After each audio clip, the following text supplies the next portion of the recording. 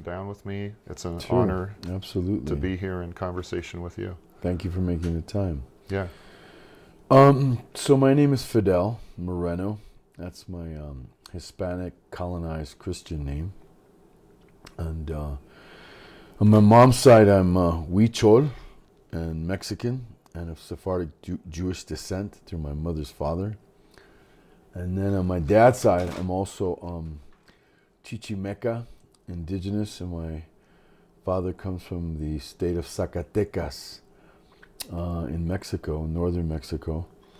And we're the Chichimecas. That was the cradle of the Chichimecas, who were very well known throughout Mexico and the Southwest for being fierce warrior culture. They were called the dog people. They ate dog like the Lakota, and but they also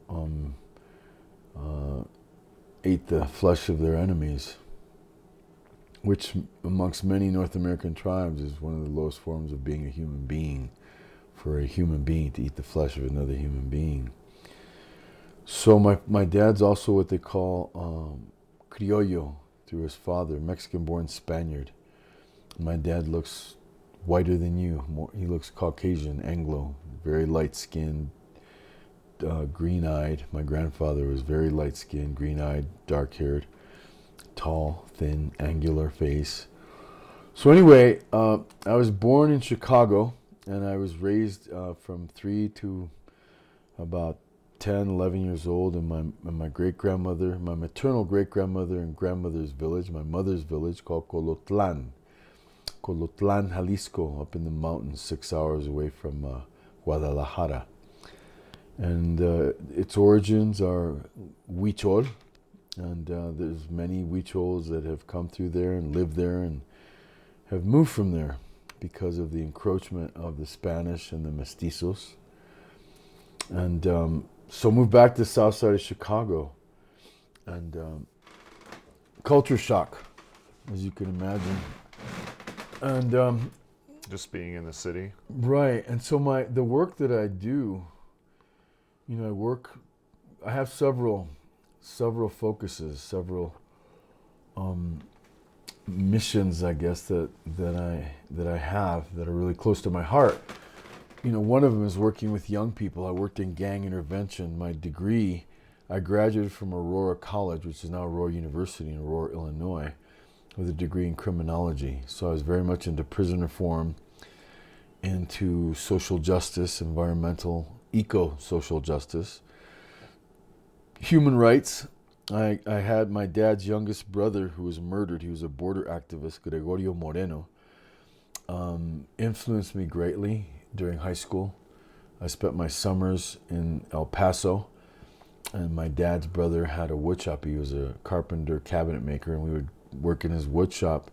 And he would talk to me about conflict, racism, the dialectics of legal repression, economic, political repression. He was a socialist. He was a Marxist, and a lot of his study and readings were on Marxism and material determinants and the relationship between class and culture and production and labor. So it's very fascinating to me. Right. So also I should step back and say that and that can be uncommon too. No matter what race you are, that can be very uncommon to receive that information of the history of class struggles. Right. Yeah. No, I was fascinated by it, and that's one of the reasons why I chose criminology, because I fell into a group of Marxist Berkeley radical sociologists and criminologists, one of which was named Dr. Greg Barrick, who wrote a book in defense of whom, which was the first critique of the public defender system. And really not just working with justice, but dispensing with justice, to do a revolving door kind of process to have people who were being adjudicated and being tried for certain crimes as copying a plea, if you will, making a plea bargain for a lower crime and having them do time, getting them in and out of the system, you know. When they might not have done anything at all. Exactly. Yeah. Or done something, but not to the level that, you know, they always hyped it up so that they could come back down, plea bargain it back down. Yeah. I ended up working in the courts. I ended up working for lawyers who represented, you know, people in criminal, you know, cases. So I got to see a lot of that, you know. And so anyway, I was exposed to that, but I should say too that part of my work too is working with young men and people who are suffering from primary and secondary trauma. Myself, I'm a survivor of sexual abuse and a family survivor of trauma. My youngest brother, Eddie, at 9 years old, died of a self-inflicted gunshot wound, and when I was 12. And it really, I think, set me on both a personal but also a familial course where my parents really, really were very impacted by that in a very deep way. For many, many years, my parents suffered in silence. They didn't know how to talk about it. There wasn't any counseling, therapy for that at the time. This happened in 1972. Where was your family at the time? Well, we lived in Aurora, Illinois, but my dad would drive us down to the summer, my mother's family, for our summer vacation every year. Drive down and then turn around, sleep a couple of days, and drive back and work for the summer, then come back at the end of summer and pick us up. So there was a lot that was going on with my family, and there was a lot that wasn't going on. So, you know, we were suffering in silence. We were suffering PTSD. We were suffering alienation within our family from each other. And, you know, that's not to say that my parents weren't loving and didn't try to, you know, didn't do their best to physically maintain a home for us and security and food on the table, which they did. But there was the emotional, spiritual part that was really affected. So at that time, I was introduced to the martial arts. My dad had an instructor, and I started, you know, going to the martial arts school, and I was introduced to meditation at 12 years old. Mm-hmm. So I was introduced to Shintoism and Buddhism, detachment. Mm-hmm. And so that practice and that science, like, really saved my life. It appealed to me. So it taught me how to detach and to not be in the immediate feeling of my pain, you know, and alienation and anger and resentment. So I did a lot of meditation and worked a lot of my anger and rage out through martial arts.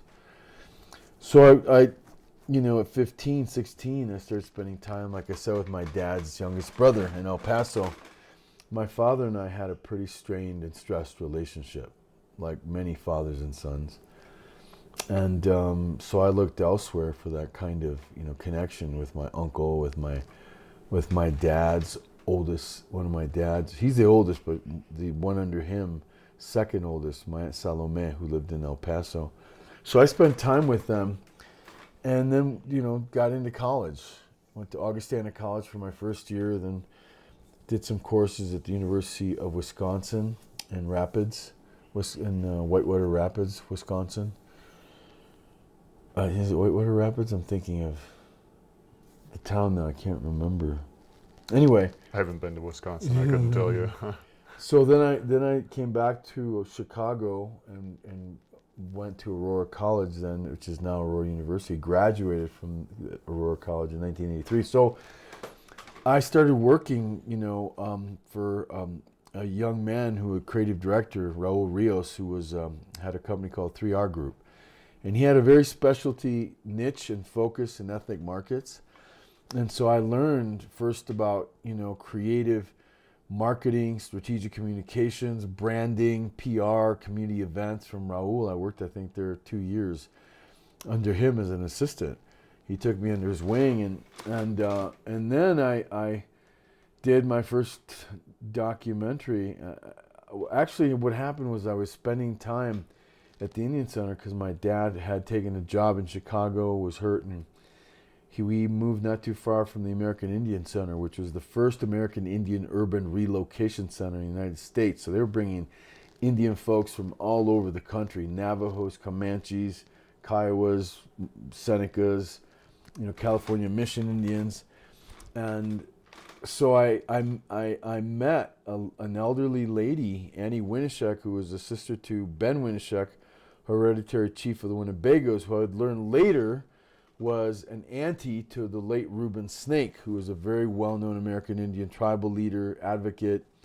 At one point, he was the director and leader of AIM when all the AIMsters were put in jail or fled in hiding, like Dennis Banks and Russell Means, John Trudell. So Reuben Snake was asked to step into their shoes and keep the organization, the American Indian movement, going. So I hadn't met Reuben yet, but I started to interview elders at the Indian Center, and I'd never heard about residential schools. And my dad went to a government residential school in Mexico and never really talked about it. And he was also the son of a raging alcoholic. And my grandfather was a very tough kind of, Kirk Douglas kind of man's man. And he was a Mexican charro, Mexican rodeo man, and traveled a lot. So my dad basically ended up taking care of a lot of, hard labor chores as a young boy. And when his father came back, he sent him to this boarding school. I think he was like maybe 11 or 12. And my dad thrived, because he was away from an environment that was pretty toxic. So my dad also was raised by an uncle who acted more like a father to him than his own father. And that was my uncle Nacho Moreno, whom I got to know. And he was a very loving but also very hardworking man, that didn't suffer any fools and laziness. So a lot of people in your family from generation to generation had to go through maybe other forms of guidance, right, and other forms of safety rather than the parental container. Right, that's correct. But there was these other and portions of the community that were there for them. Correct, yeah. And that's to the point I was making earlier that, we part of my work and my commitment to working with young men and families who suffer from primary and secondary PTSD is because sometimes that PTSD is generational, historical, multi-generational. Goes back 4, 5, 6, 7 generations, and we still carry it. It's in our DNA. Yeah. It's in our individual collective memory. So I went to college and went to a couple different colleges, worked for a couple of different professors as a research assistant, and just really thrived in college because I was so hungry for information, and being given a Marxist conflict perspective and a class conflict perspective. Things made sense to me as I got to meet young people from wealthy Anglo families, and I was looking at how we processed and how we spoke to each other and how we rationalized and justified certain behaviors. And did you look at that as a form of conditioning? Like these people don't necessarily choose the dialogue and the narrative that they're living into, but it's a part of their family. I was very aware of conditioning in that class sector, and I was very aware of conditioning in my own background and culture in the class that I came from, which was very, blue collar labor.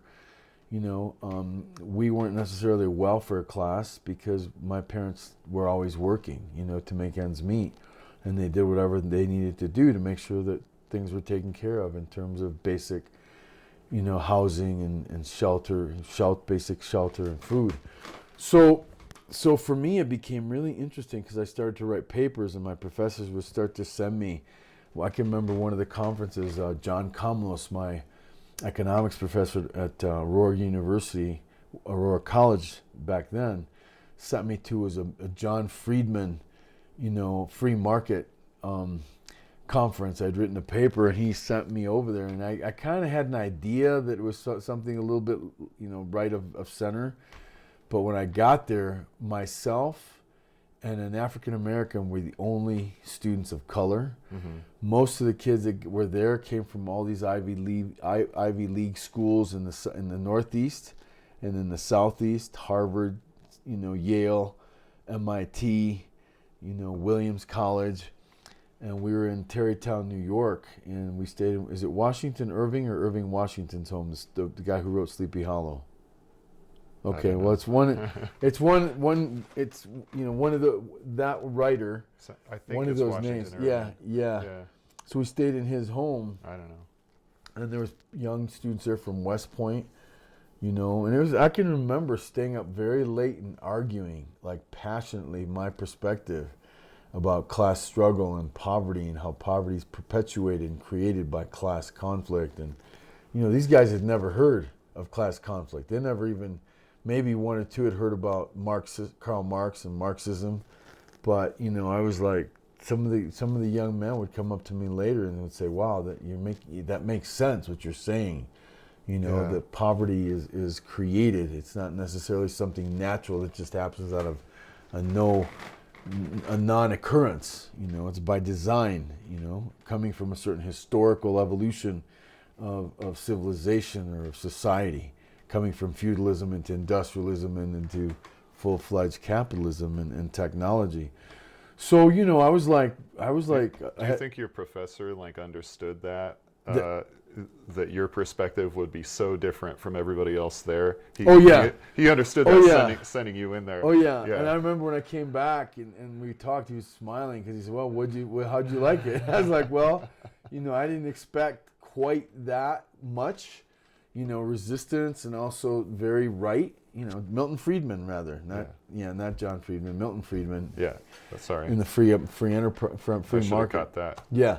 But anyway, so he had a good laugh, and we both had a good laugh. But he was Czechoslovakian, so he came from a communist country, and he had to flee the country. His parents, had to flee the country in the 40s, I think, around World War II, right? Yeah. Right, when all that happened. So he doesn't have rosy-eyed he's glasses got around communism either. Right, and we would have hours of discussions. He would invite some of us to his home, and we would have discussions for many hours about his experience with communism and what we were reading in textbooks about socialism and Marxism.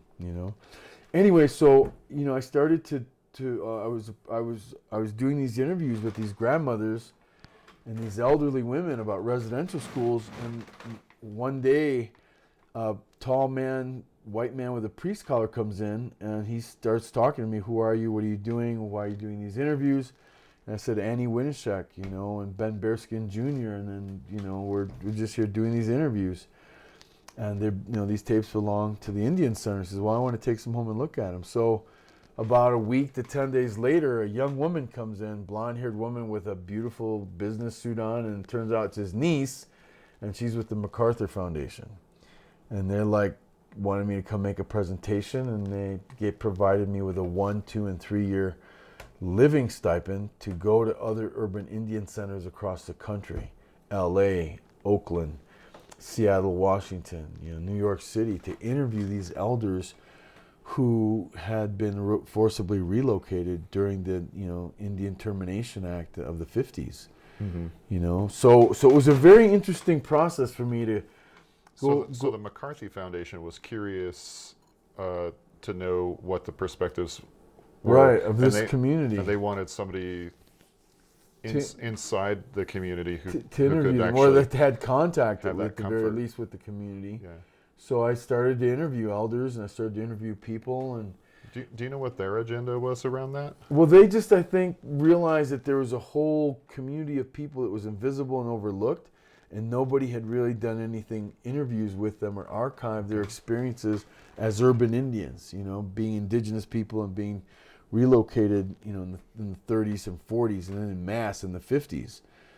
So for me, I started to hear these amazing stories about these historical Native American leaders like Crazy Horse and Sitting Bull and Wovoka, and Handsome Lake. And so I was like, wow. And so pretty soon I started meeting these elders that would say, "Oh yeah, you want to know who killed George Custer?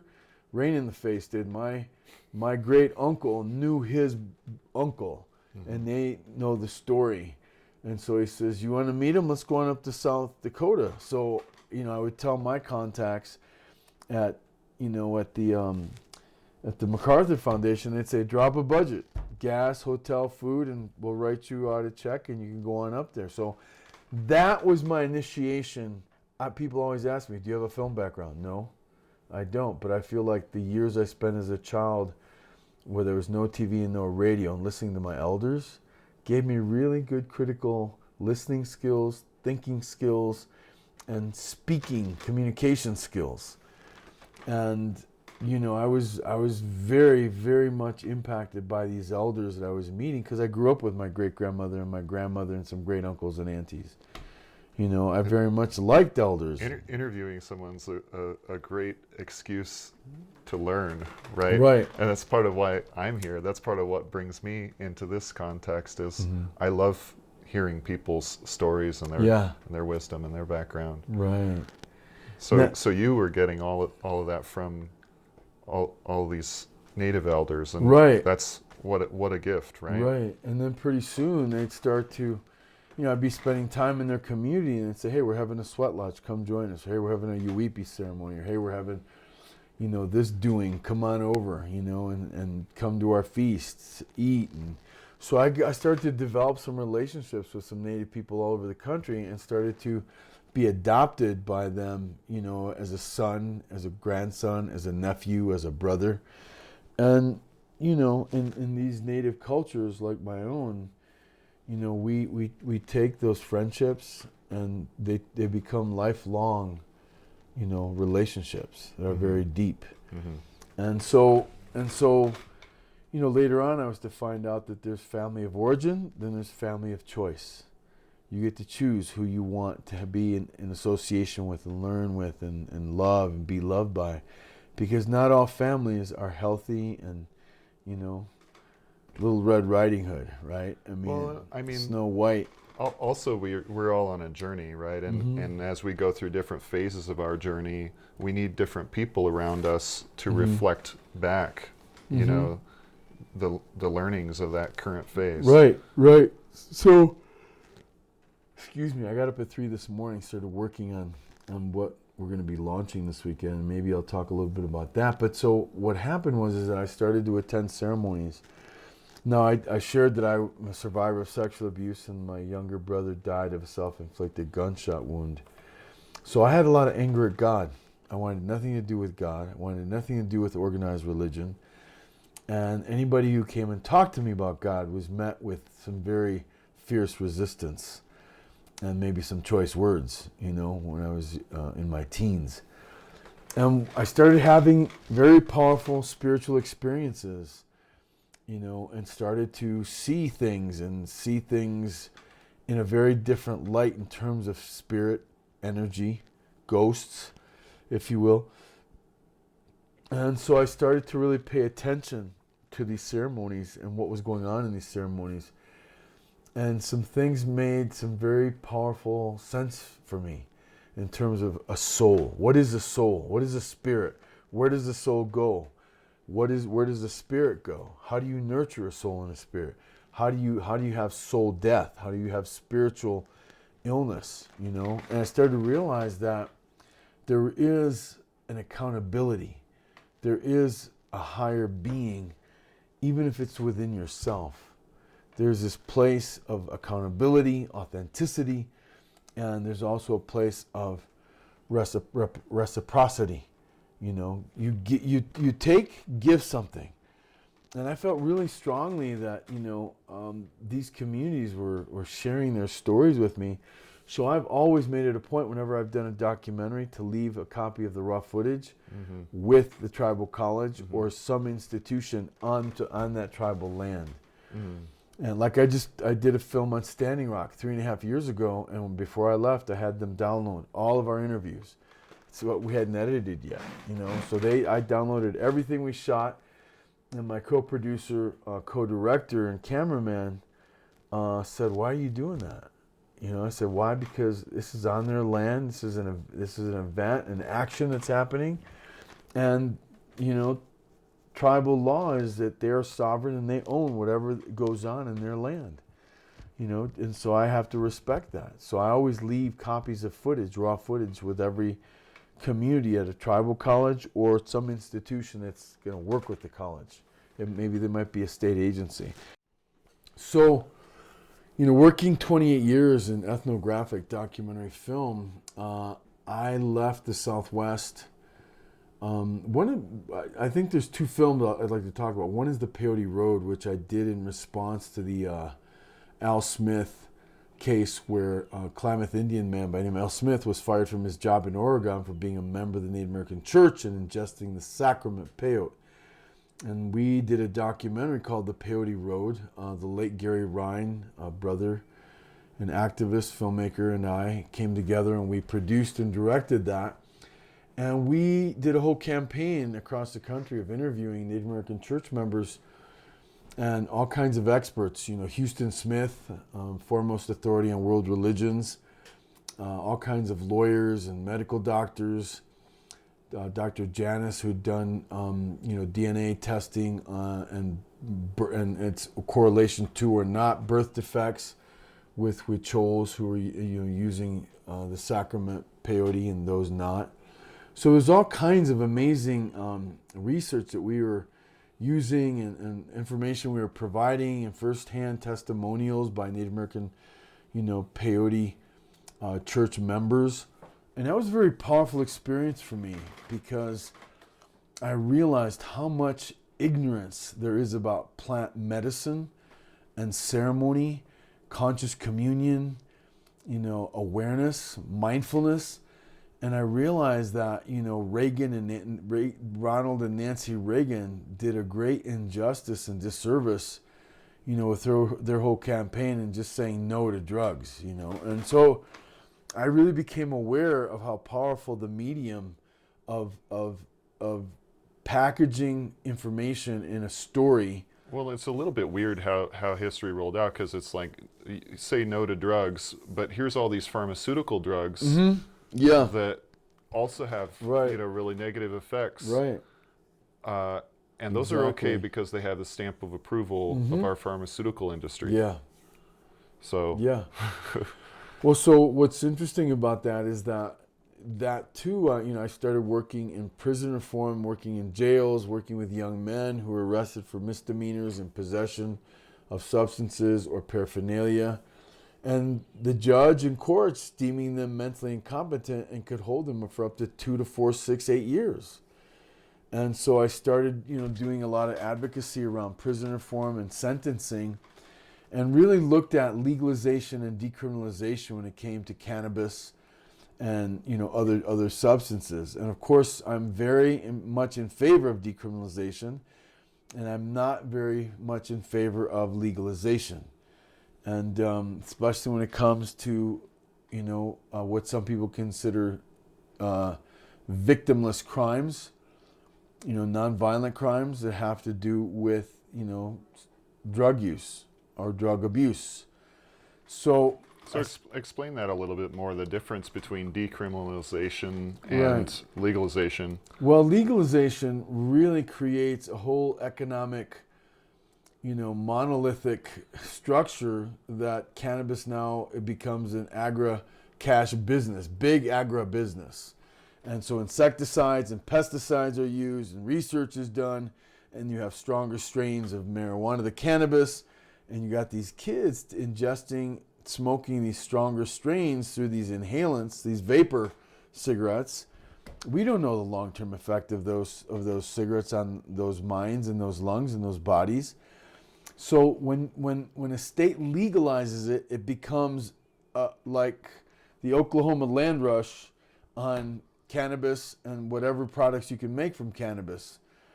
I don't know if it's correct to say that the pharmaceutical industry is involved in that, but it feels very pharmaceutical, like the results of the strains that they're going for are almost opioid in their effect. They will knock you out entirely, and that's not the effect that most people were getting from marijuana 20 years ago, 20 before years ago, legalization or decriminalization. So I wasn't inferring. I don't know if I made a mistake in saying something that inferred that the pharmaceuticals were involved. The pharmaceuticals are involved in the criminal justice system. I'm kind of trying to figure this out for myself, I guess. So, but to me, it's just weird that it's going in that same direction of really heavy potency. Yeah. So decriminalization allows for individuals to grow their own personal source of cannabis, like having your own garden. Okay, so that I'm very much in favor of, because it really keeps it at the grassroots level, and people have, no pun intended, a hand in what they're growing and what they're ingesting or what they're smoking. They know what they're taking. When you go into a dispensary and you're just looking for the strongest strain, you really don't know, what has gone into that, substance to make it as strong as it is. There could be other harmful side effects. We don't know the long-term effects of that. So legalization is giving the state too much power to participate. And to make it short, I'm not interested in the state being my drug pusher or my provider of cannabis. Yeah. And like the lottery, a lot of states are looking at this as a way to create revenue and amplify revenue for their state, coffers. So, I don't like making big business out of sacred plants. I mean, that's the other thing too. So I'm just, I just am wanting to be very careful. And I think that part of my mission is to create a lot of critical thinking skills amongst our young people, and also people in general. What's going on around you. You're in a state that's not past legalization of marijuana. Look at that when they start to talk to you about legalizing cannabis. Look at that when they, when you have your advocates talking about decriminalizing marijuana. I mean, most European countries have decriminalized all of the drug, related crimes. Now, with decriminalization, is there also an aspect of, when you're caught with the substance, police pull you over, whatever the situation is, reducing or eliminating some of the really harsh penalties around of course, this. Because these young people that are being arrested and spending 2-3 years in county jail or being sent to prisons for felonies on drug crimes, it's a nightmare for them. There's all kinds of emotional, spiritual, sexual abuse that happens to these young people. And many of them, end up in solitary confinement and come out with more psychotic issues than when they went in, when they went in with. And then there's also the whole emotional, breakdown of these young people when they're in these institutions, and they never quite come back from it because of the PTSD that's, experienced in there. So, and then a well-known common fact is that you can get drugs in prisons. A lot of these kids come out addicts, addicted to stronger opioids than the substances they were using when they went in, or they got them. Well, and if you're trapped in a cell, and you've got this around you, right, you've got nothing else to do really, right, and exactly. You're more likely to go in that direction, right? So this is one of the reasons why, I when I started teaching in New England at private prep schools and private colleges, I would build sweats wherever I lived, sweat lodges. And when I started running these sweats, I'd invite my students, professors, doctors and therapists that worked with the college wellness program. And I came to find out, some of these students would start to say, I'm suicidal, I need help.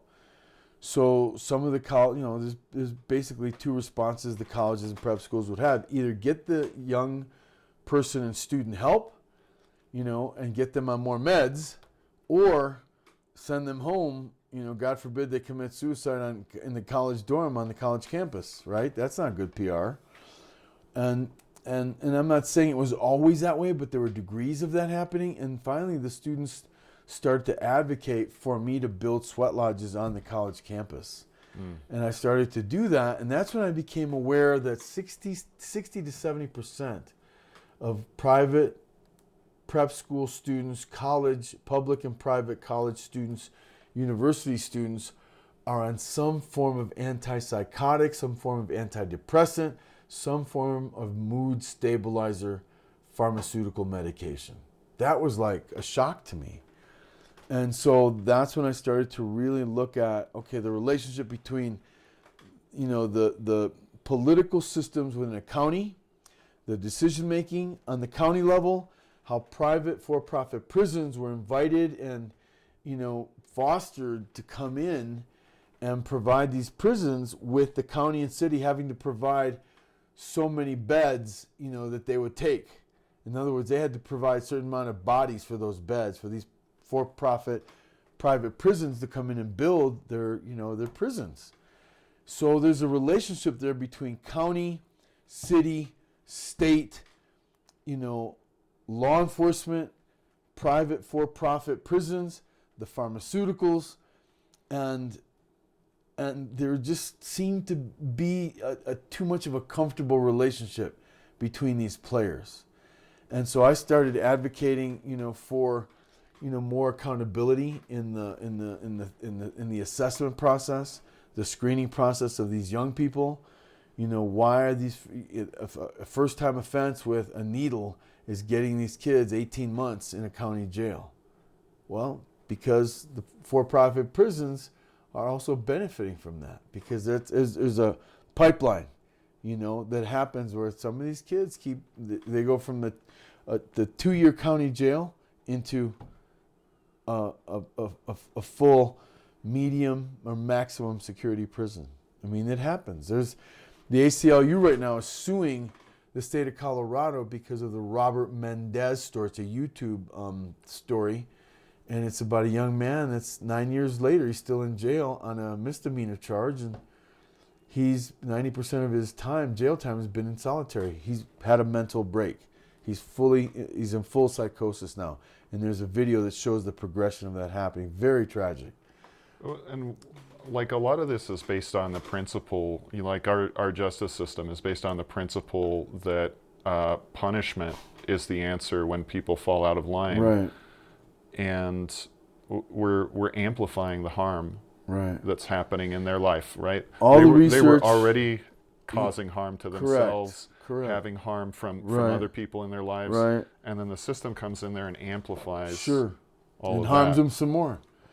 Yeah, so it's a gross injustice that's happening, and finally the ACLU, and there's been community grassroots organizations like NAMI, that's a national organization, and there's, I think there's something called Raise Hope or something, someone's name Hope in the Tucson, Arizona, Phoenix, Arizona area that's doing advocacy for young people arrested on paraphernalia charges or any, injustice that's happening between the court system and the law enforcement courts and the prison system or incarceration system.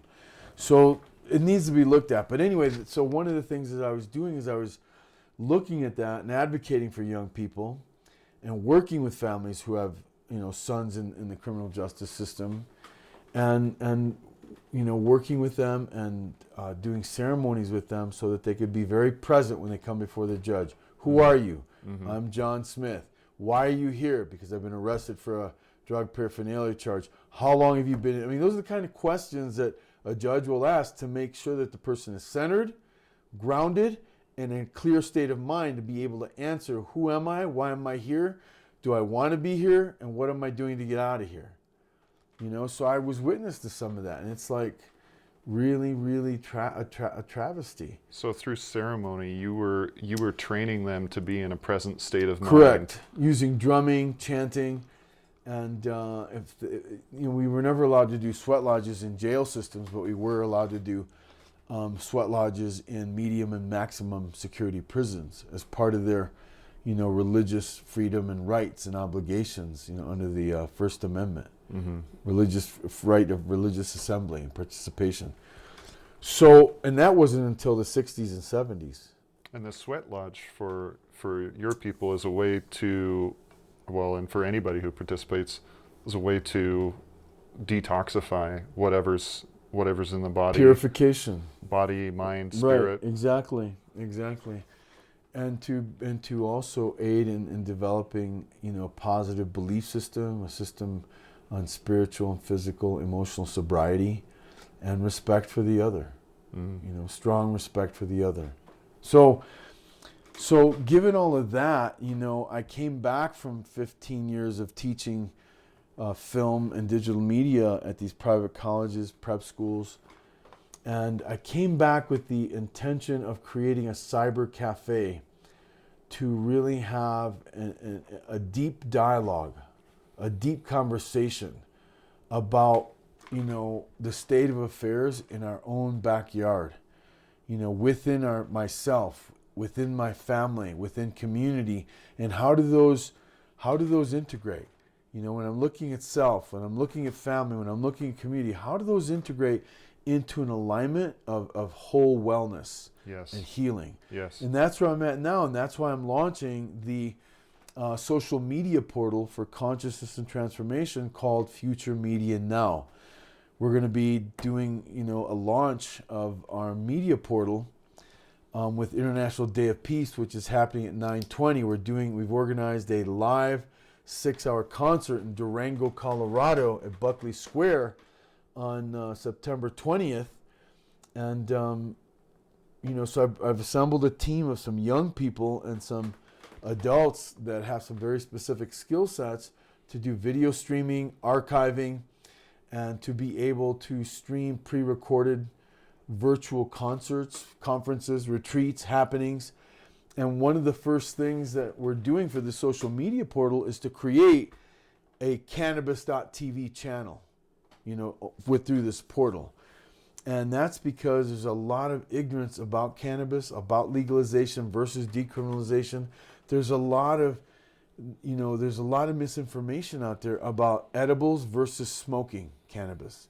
And then, I want to have an open, honest dialogue, transparency, and authentic dialogue with young people about this is a sacred plant. I was I was a videographer for the One World Music Festival in Santa Fe 22 years ago. Pato Banton, Black Uhuru, Burning Spear, Ziggy Marley was there, Third World. And there was a press conference the day after the Friday night concert. It was on Saturday. And, I remember people asking questions, and I raised my hand. I waited till the very last. And I said, last night on stage, I heard several performers and music celebrities say, ganja, ganja, party, party. That makes it difficult for us as Native Americans. We had just finished the Peyote Road. We were still waiting for Congress to view it and see what they would do, which they did author the American Indian Religious Freedom Act. After screening it, Senator Inouye led the charge on that, and many good people led the charge, along with Reuben Snake and many tribal leaders. And we found again that level of resistance based on ignorance. People did not understand ceremony. They did not understand conscious communion. They did not understand mindfulness when it came to sacred plants. So again, the reason why I'm doing this launch and the reason why we've created this social media portal is Can you talk a little bit about that? I want to come back to what you're doing now, but can you talk a little bit about like how intention and how being present, being like intentionally setting a space, how that changes the outcomes of the experience of everyone involved? Well, it's really powerful when you have, and I'll use the launch of the social media portal site. We have this very strong focus. We have a very strong mission. We have a very strong concept around deliverables and content. And we have a vision of how, right relationship, the good mind in alignment with the good heart, the common good, can make for defining an environment where information can truly be shared without manipulating the information. Just really bringing it to people so that they can make a decision, really look at it and make a decision about what is the best and most loving choice, first of all, for you as an individual, and then for the individual to bring back to the community or family and say, what is the most loving choice for this family? What is the most loving choice for this community? So thank you for your question, because if you can take intention that I want to do good, and with the mission of these are the action steps that I need to do to make something in right relationship, and then if I can take the technology of communication, the internet, social media, and strategically, like with the acupuncture needle, put it in certain meridian points that are energy centers, that are information centers, or information distribution centers. And that's where I love the science of cybernetics. Well, so these are all tools, right? The social media and Correct. the technology you Correct. have available to you are tools, right? And you're applying those tools with an intention, right? It's like getting making a bow and arrow, right? When you're working with peyote, when you're working with cannabis, when you're in a ceremony, those are also tools. Absolutely. What are some of the intentions that you bring into a plant medicine ceremony to create the outcomes that you want? Well, first of all, I think the first thing that is important is that people feel safe. And so, there's a physical container, if you will, and then there's protocols that are in place where we ask people not to be under the influence of any intoxicating substances or alcohol, for a certain period of time. And we ask people to not bring any weapons into this physical space where people should feel and be safe. And then there's certain elements that we use of water, fire, tobacco, cedar, that are all part of enhancing and underscoring the sacredness of this safe container that's being designed and defined for the sole purpose of ingesting a sacrament, a medicine, a sacred plant medicine that's going to open your consciousness, that's going to open your heart, and there's going to be an alignment between what you feel, what you think, and your place in the universe. Your place within yourself, your place within a coupleship or partnership, your place within a family system, your place within an extended family system and environment, and then finally a place within a community. Okay? So those I think are some of the focuses of the way that I've been brought into the sacred plant use by family and friends and mentors and teachers and medicine people. And it's very important for young people, because I'm noticing right now that young people, youth, young adults between the ages of 25 and 45 are hitting the wall. There's a hunger for spiritual nourishment, connection, clarity, communication. And I think a lot of our young people are hard-pressed and struggling to find it. I've been going to these ecstatic dances, and yes, a lot of people are smoking, some people are drinking, but there's also a lot of amazing young people that are engaged in permaculture, that are engaged in water rights, that are engaged in treaty rights, that are engaged in, reproductive rights for women. So it's like there's this level of activism and consciousness that's happening amongst young people that is really rewarding to see. And so I want to support that. I want to help enhance that, promote that. Again, those critical thinking skills, coming to a solution, S-O-U-L, lution, about a human dilemma. For example, I think we all have come to understand that we don't have starvation because there's a lack of food. There's starvation in parts of the country. Yes, there's some famine happening in certain dry desert areas, but lack of food, scarcity of food, is because of design. It's because of the market. It's because of the politics of food growth, food production, and food distribution. Okay? So if we can begin to understand the politics of food justice, all that lends itself to understanding the politics of environmental justice, the politics of human rights, human justice. child rights and human rights, or child rights and justice rights around children. So, and there's also, and the land has rights. Yeah. You know, the land is a living being that also has rights, the same rights that a human being does. I'm forgetting right now, but there's a country that passed a law within the last couple of years that actually acknowledges that the land and the natural elements in the land are vitally interjoined with the people. New Zealand did this with the rivers. Right. I heard about that. They now have representatives from the rivers to stand in government positions, and when they're making decisions to represent the health of the rivers, because they recognize that the health of the farms and the health of the people is intertwined with that, and it needs to be protected. It needs to have a voice. Absolutely. So I'm just, I'm like wondering, I'm wondering, what is it going to take? Historically, natural disasters, wars,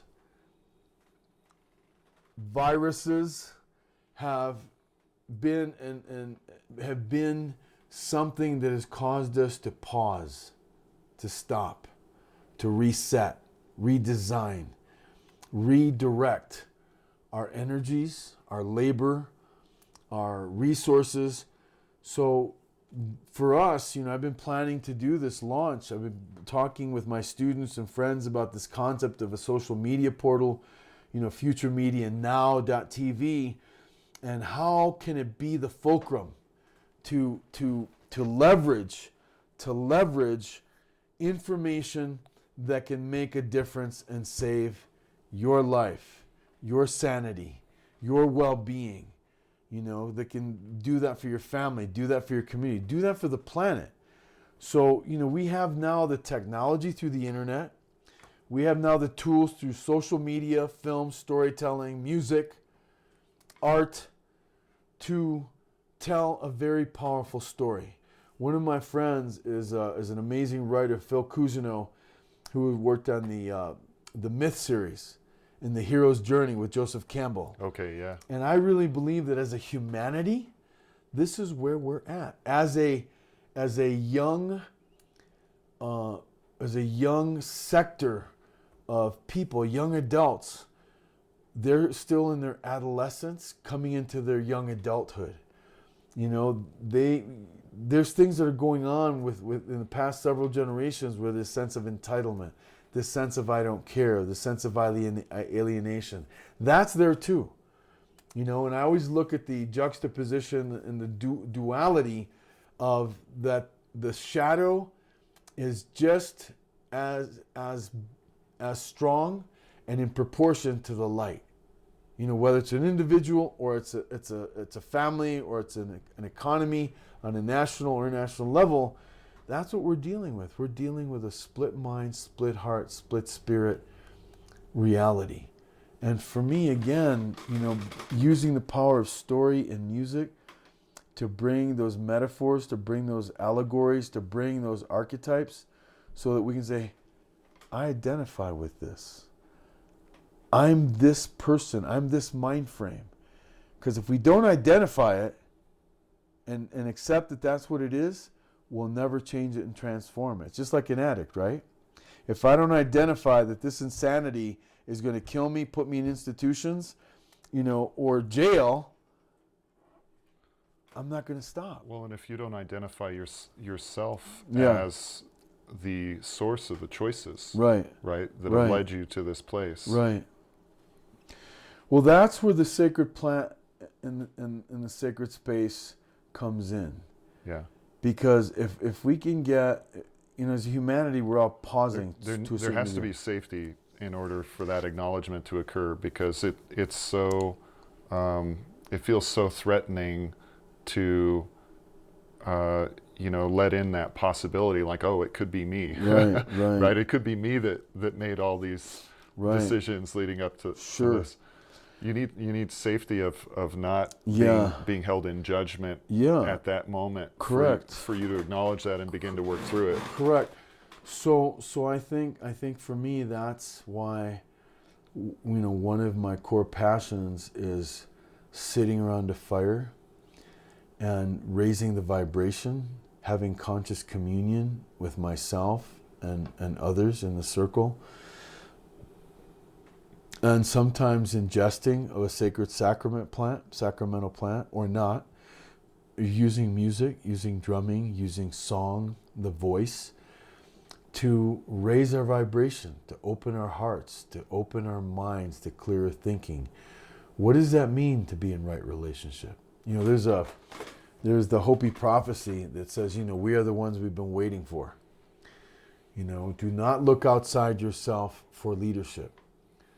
Look around you, see who's around you, take care of your garden, tend to your garden, know your water. It's very powerful statements, but so often overlooked because, we're busy chasing that dollar, or we're busy chasing that degree, diploma, or busy chasing, that partner, that love that we is going to solve everything. And I just, making those same mistakes myself, being an addict in recovery, being someone that chased, the Oscar, that little guy for films, being that guy that chased the story, being that guy that chased that adrenaline rush, going and doing human rights documentation in El Salvador, Nicaragua, Mexico. I mean, that I've had to sit down. I've had to sit down and pause and tell my mind, stop. Had to tell my heart, feel. Have had to tell my body to rest. Take nourishment. Be good to my body. Right? Mm-hmm. So that's, my mission is to engage young people, engage intergenerational community in taking time to pause and stop and think, feel, and respond to what's going on inside of them. Yeah. People are in a loop that never stops. Right. And until they come into that place of stillness, it's like you need that blank canvas, right? You need that blank canvas to invite in what's coming next. Right. If you don't want it to be a repeating pattern of everything that's happened before. Correct. You have to take time for contemplation, for integration. So there's something interesting about that process too that I find for me is very powerful and what allows us to transform. And that is that sometimes we have to, like, again, for an addict, if an addict does not have a near-death experience, they don't stop. So, Joseph Campbell talks about the hero's journey, threshold moments, and the death of the soul, the birth of the soul. And so, there's something called soul death, or soul sickness, by indigenous people, where you suffer a trauma, or you suffer or you experience something, and it affects your life force. It affects your desire to get up and want to live a positive life, contributing, being part of a community or a family or a relationship. And so I think what I find very fulfilling in the work I do is when a young person or an adult or an elder finds that the answers are within themselves. They need to put the pause button on. They need to point their thoughts and mind in a certain direction. They're the only ones that can change the channel. Yeah. Change the story. Yeah. Move to a new chapter, write a new book, make a new movie. And that's, I tell I used to tell my film students, it's not the technology, it's not the camera, it's not the new latest, technology and editing that's going to make you, the award-winning film you want. It's you that's going to give to your subject matter. It's your life experience that's going to bring the emotional content and the clear thinking and the groundedness and the intention and the power to create. That's what's going to create the story, is you. And so I say to them, what have you done to develop you? It's like the actor method. What have you done to develop that aspect of you that is part of your own story? Do you know your story? How well do you know your story? Are you falling asleep in your story? Or are you on the edge of your seat, waiting to get to the next chapter in your story? So take ownership of your story. And if it's hurting you, if it's causing others pain, if you're putting yourself and others in sacrifice, time to change the channel. Time to change the story. And again, learning this the hard way from my own life experiences. I have 7 stab wounds from one incident, and the next morning after the doctors had found where I was bleeding from and stitched me up, the doctor came up and said to me, Fidel, I was in the trauma unit, and he said, Fidel, either God really likes you or that guy with a knife was a master with a knife. And I told him, I said, probably both. It was a bad situation. I was on my way to purchase, drugs, and they had seen me before, and they set me up. Came out of my car, and there I was. And 7 stab wounds later, I'm driving myself to the hospital. So that experience, I looked up to the stars and said, God, I got the point. I got it. I got it. I got it. I remember saying it 4 times. I got it. Thank you. So, and I put myself in other dangerous situations. And so I guess when I work with young people and I work in this medium of the power of story and transformation, it's because I'm speaking from experience. And I remember one time I was in a ceremony, and my medicine man, and I think I said this when I was with you all in that circle, my medicine man, my mentor, my brother, James Etsity Jr. said to me, and I remember this so clearly, he said, don't speak about what you heard at the last ceremony, don't speak about what you heard 10 years ago, someone else's experience, sharing. Speak from your own experience. Speak from your own life's tested trials and tribulations, your successes, your failures, because that's the only authority you have to speak from, is your experience. And that's why some of these elders that we have, we should be listening to them. Yeah. They have been through life's challenges, life's thresholds, life's journeys. And so part of this Future Media Now website, one of its strengths is that we want to create a mentorship between young people, young adults, and people we would consider living masterful lives, or their lives with mastery in both their personal and professional and spiritual life. People who've achieved a level of success because they've gone through the shit. They've gone through the storm. They've gone through the dark night of the soul. And they've been adolescents. They've made mistakes. They've suffered. And they're also now experiencing living a life of mindfulness, awareness, engagement, passion, and purpose. So that's one of the things we want to do, is to be able to connect these young people with these elders. I have several friends that are executives, vice presidents of companies who have found their balance, and they are very interested in being mentors to some of the young people that are going to be attracted to this site. It's going to be, we want to be able to have an open forum and engagement, social, political, spiritual, intellectual, psychic engagement on personal growth, on what does it mean to be a healthy family? What does it mean to be a community in wellness, in wellbriety? What's it going to take to bring a community to wellbriety? What's it going to mean to take a whole nation in a step toward the direction of being more conscious, and transforming into a more loving, compassionate, mature community, entity, system. That's what I'm into. That's what I'm, I can't, I woke up this morning at 3 a.m, excited to get, doing our submissions, video performance submissions for our launch. And, I told people, I want stories. I want statements. I don't just want music videos. I want, personal statements. Because we're launching it with International Day of Peace.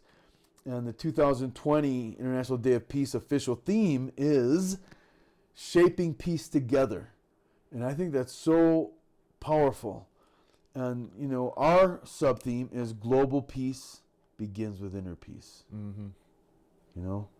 Global harmony begins with inner harmony. So would you say these are like the guiding principles of everything that you're doing right now, that you're about connecting elders and their right. wisdom, mm-hmm. Or wisdom wherever it's coming from, right? And I guess empowering, helping people in their self-realization journey as each of us is going through that. I'm not choosing to do that. I'm wanting to create an environment where we all do that for and with each other. Mm-hmm. You see what I'm saying? You're creating the opening. I'm creating the content is coming from so many different people. Exactly. It's from all of us. Exactly. It's a community. Exactly. It's a portal that's going to host several channels, many forums, conferences, retreats, concerts, with a focus on consciousness and transformation of self, coupleship, families, communities. That's what our focus is. With a special focus on young people. Beautiful. And young adults. And we'll have a link to that website in the description on this, so people can find that and can follow your work. Thank you. As you continue to develop that. I'd like to offer a song kind of to close this off. I think that'd be lovely. Yeah. So it's a song by my friends Fidel Primo and Johnny Mike. Fidel Primo, or Primo and Mike. They're an amazing duo that sing Native American church songs, and I've adapted it to it's a Beauty Way harmony song. But I've adapted it to make it straight to the heart, I guess. Some songs are sung in the language and you don't understand them. You feel them intuitively or empathically. But so I put in an English verse. But anyway, I'll just sing it. And thank you so much for allowing me to share. Thank you. Again, nice to meet you, Brandon. And thank you for going around the country and creating a space for people to share and have dialogue about meaningful things, and because we sure need it right now. Yeah, we do. Hanela dea, hanela dea, hanela dea, hanela dea, hojo iana yowe.